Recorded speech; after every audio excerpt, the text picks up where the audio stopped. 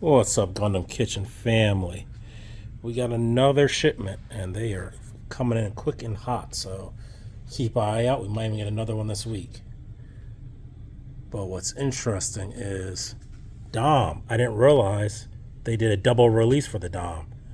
So earlier in the week, or maybe last week, we got the Rick Dom, and then we got the new Dom. So these are all 1.5s of the original Dom build with some better articulation and stuff. And the only real difference between this one and the Rick Dom is that the Rick Dom has probably what would be a mega bazooka, I think. A bigger bazooka than this guy. Also, GM's back in stock. Got that double X. I think we only had a few of these like a week ago. And we got them back in. So if you missed it, you got another chance. Has that very cool effect on the wings. They did it very well. Old school Cubalay. I'm surprised they haven't done a 2.0 or 1.5 on this one. It's a pretty old kit. But hey, if you want to learn the panel line and stuff like that, a lot of empty space, just like the Dom. Get to work on that thing. Zaku Gunner, big hit from about Zaku Warrior from about a year or two ago. We'll see the date on that one, 2019. And then one of my favorites, Strike Rouge, probably one of the best packs in all of Seed. And you got the Ava and the regular rail grade, so your more affordable one with all the extras, and Double Zeta, as well as these desktop army. Most of them are girls. They're little kits you build, collect by Mega House, so you know that's gonna have a little price tag to it, but pretty cool. Some are more sci-fi, more Gundam inspired, like MS Girls inspired. Some are fantasy, like this one is. Then we also have Ghibli stuff. So this is Totoro as a crystal puzzle. And I'm guessing you can probably, I think you can make this like a stained glass almost. That's really cool. And then the paper theaters. Very nice. So I think this is our third from Demon Slayer. So I got a nice little collection of these now. And these are pretty much standing frames on their own. So that's pretty cool. And the female from 86, so very nice SH Fig Arts of her with at least 3 faces, some extra hands, nope, 4 faces, some hands, a lot going on there.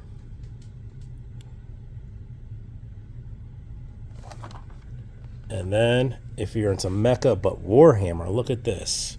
Chaos Knights just dropped. So you get the big boy and 2 smaller size guys there.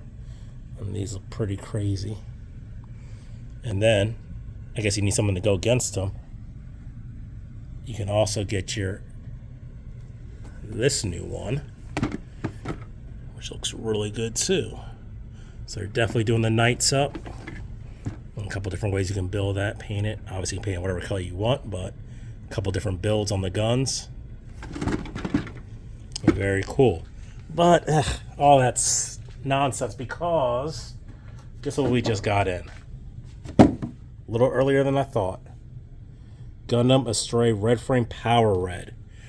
This is from a manga and one of those light novels. Never appeared actually in the animes, but very cool that they get to pull from all kinds of sources. And I don't know if you've ever done a high res, but you get that nice little frame there. We're gonna look at that in a second. And it has some metal in it. I wouldn't say it's all die casted out, but most die cast toys nowadays aren't like that. They are a mix of metal and plastic. But this thing's crazy. And let's look in the box now.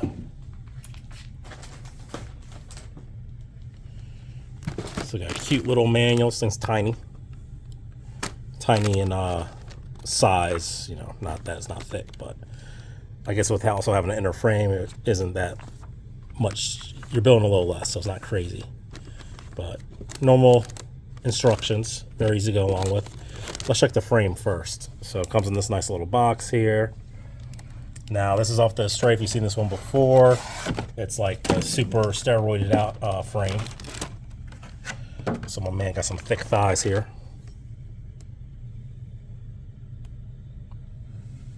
And clearly you can see metal on the bottom of the foot there. So there's the most visible metal we have in the kit. Looks like this is metal but painted red.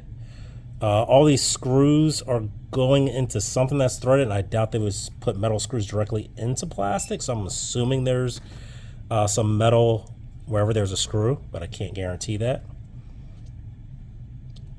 It's not as heavy as I thought it would be, but that's also because the metal is kind of distributed all over the place, so it's not like a freaking brick. And it's not all armored up either yet, so I'm sure when you put all the armor on, you're going to be looking at something pretty heavy. So that's your inner frame. Now we got these massive hands. These are pretty much PG size. And they're all in a runner already. 2 colors on a runner ready to go. Snap them out. I would suggest move them around a little bit so that they're loose. Also have the knife built into the runner. Pretty cool. So you got like a folded knife there. Now this sword, I was really impressed with when I grabbed it out. I was like, damn, that's some nice chrome on it. And if you look, I doubt you guys, you can pick it up. There is some etching along the wave of the blade, which looks really cool. But then I went and looked at their picture. This is the only disappointment I've seen so far. Their picture makes it look like the coolest samurai sword you've ever seen. I think the process of putting that nice silver coat on it, or chrome coat, loses some of the detail. So you lose a little bit of that nice detail. Now, if you're a modeler, you'll probably figure out a way to bring that back. I don't think it'd be too hard. Maybe do like a satin coat along the wave to give you that more dull look. Tape it off, do a satin coat. That could probably work. Just a suggestion. All right, and then we got a couple colors of red. So we got regular red that you would expect, and then you got a nice burgundy. So 2 colors of red. You got about 3 shades of gray in here. So you have this like pretty dark gray. You got this really nice glossy black. So there's some gloss and there's some flats, which is cool. And speaking of that, so these whites right here are in the gloss. And then you got these flat, which is a very nice contrast work there. And then this runner has all the goodies. Look at that detail. It is also glossy on some of these parts. Nice amount of gloss on that. And the detail is really, really nice. And again, if you haven't built these, I guess they're almost an in-between a metal build, which is actually a figure, and a master grade. Somewhere in between. I'm not going to say they're as good as a metal build because you still got to add your stickers and make it look good at the end of the day. Metal build's already done up all that way, has some paint on it and stuff like that. But this gets you about 70% of the way there. And straight out the box, it's ready to go on the shelf. You know, you drop your few stickers on there, it's ready to go right on the shelf because the chromes are done. The golds, look at this gold. They're done for you already. That's a really nice, almost rose gold color. Not your standard gold. So that's very impressive. You got some clear parts, beam effects there.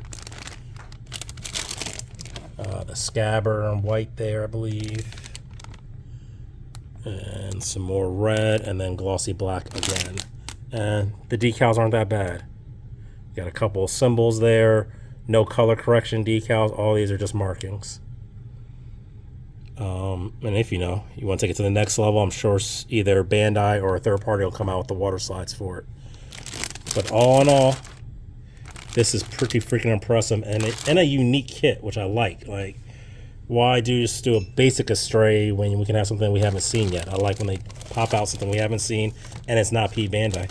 So that's another great benefit to this. They could have easily made this P Bandai. All right, that's all I got for you guys. We got about 4 of these left. So if you want them, come and get them quick because they're going to move. I am not putting holes on these. All right, talk to you later. Peace.